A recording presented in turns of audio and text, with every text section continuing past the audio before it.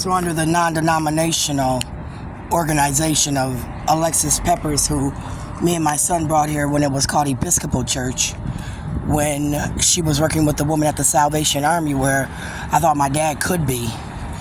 The caption on the door says Bible School. AD.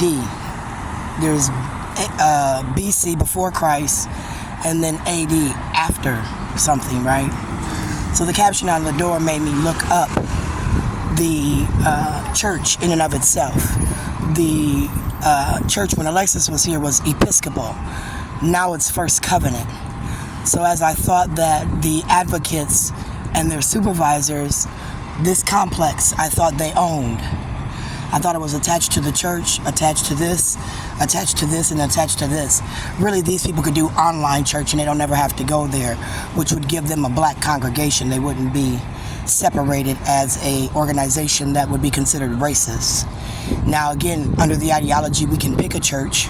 If people were, moved out like Mary Johnson Roy, where after reading my stuff, she decided she wasn't Catholic, or like when she took my daughter to the cult meeting, as I called it, where Shayla said for 2 hours they spoke in tongue and it scared her and she refused to go to church with Mary after that. That was the last time Shayla went to church with Mary Johnson Roy. I didn't discuss it other than my daughter was scared and she didn't want to go back. Since her and Rosie wasn't hanging no more, we moved on from that situation. But when I came here today for my, appointment, I got the runaround. And I thought it was because, again, I was being blackmailed by Altavis and Fardosa. Fardosa, coming in the door, said she was going to be my advocate.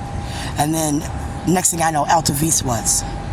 And I didn't really care for Altavis coming in the door, let me be very clear. Sometimes people just rub me the wrong way. The conversations these people had with me, Fardosa about the police, always raiding her home, and her brothers did nothing. At that time, it didn't bother me until later when I thought her brothers could be those very people that was chasing me in them black cars. Her cousins, her brothers, her family.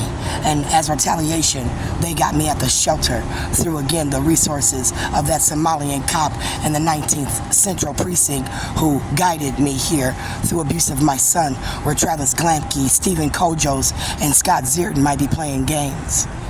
So I got real disheartened today. It broke my heart because, number one, I don't like being stereotyped as a homeless person. I raised my kids as we would drive past Salvation Army to never be that. Why? Because of the stereotype of the people that live there. Drug addicted, prostitutes, male alcoholics, right? Not working, not conforming to society. The outcasts. So for me, I did not want to be that. So since they put me there after Abdi Warsame, I said, Mary, did you join a cult? Do you go behind closed doors, Mary Johnson Roy? And did you kill my motherfucking daughter? And that's why you won't come to the table with me, you fat bitch. Huh?